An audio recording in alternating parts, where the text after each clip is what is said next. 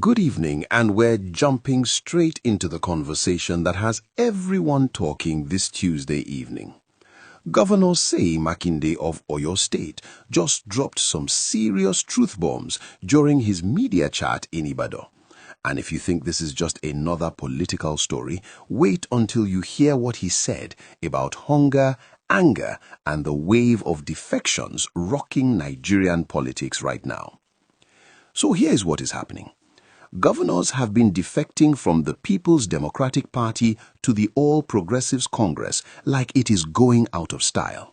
We are talking about major players switching sides, and everyone has been busy analyzing who is moving where and what it all means for 2027. But Governor Makinde asked one simple question that has cut through all the noise. And when they say governors have defected and all of that, what of hunger? Where is hunger and anger in the land?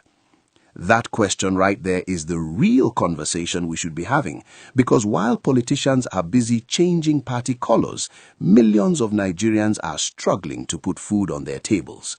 The price of rice has not defected. The cost of fuel has not switched parties. The unemployment rate is not moving from APC to PDP or vice versa.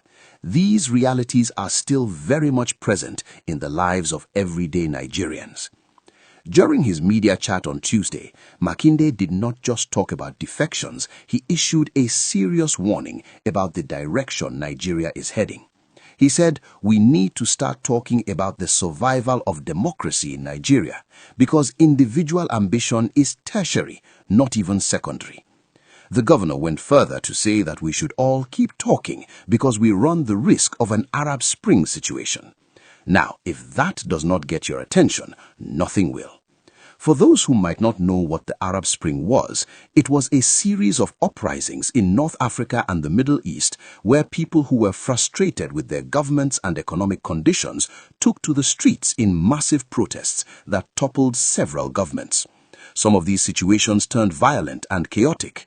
Makinde is essentially saying that if Nigerian politicians continue to focus only on their personal ambitions while the masses are suffering, hungry and angry, we could see something similar happen here.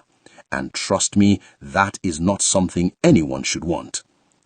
The governor warned that if politicians keep this up, you have people without leadership, and a shoemaker will be made a leader for them, and they will show us.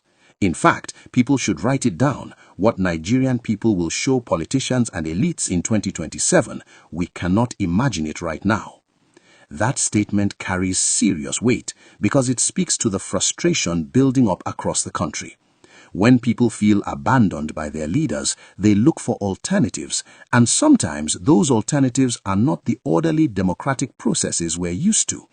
Makinde is saying that come 2027, if things do not change, Nigerians might surprise everyone with how they express their anger at the ballot box or even beyond it. Now, let me tell you something else that came out of that media chat. Governor Makinde also opened up about his rift with Nyesom Wike, the Minister of the Federal Capital Territory. According to Makinde, the problem started when he was in a meeting with President Tinubu, Wike and the President's Chief of Staff, and Wike told the President that he would hold PDP for President Tinubu against 2027. Makinde said he was in shock. The governor made it clear that while Wike has every right to support whoever he wants, some of them want to ensure that democracy survives in Nigeria, that we do not drift into a one-party state, and that PDP survives. This is crucial because a healthy democracy needs strong opposition parties. When you have a situation where a ruling party dominates everything, it creates problems. There is no accountability, no real competition of ideas, and no alternative for citizens who are dissatisfied with the ruling party. If you're enjoying this breakdown of what is really happening in Nigerian politics and you want to stay informed about these critical issues, make sure you hit that subscribe button right now and turn on your notifications so you do not miss any of our content. Makinde also revealed that President Tinubu actually asked him to organize the APC in Oyo State, and he declined. The governor said he told the president that he cannot do that because of his allegiance to the PDP. That is a strong stance to take, especially when you consider the pressure that could come with such a request from the president. But Makinde stood his ground, which shows that not all politicians are willing to abandon their principles for personal gain. So what does all of this mean for the average Nigerian watching from home? It means that we are at a critical point in our democracy where the choices our leaders make today will have serious consequences for tomorrow. The defections happening right now are not just about politicians seeking better opportunities or alignment with the federal government. They represent something deeper, a potential shift towards a one-party state that could undermine the democratic system we've been building since 1999. But more importantly, all of this political maneuvering is happening while ordinary Nigerians are dealing with real hardship. Food prices are through the roof. Transportation costs are eating into people's income. Small businesses are struggling to survive. Young people can't find jobs.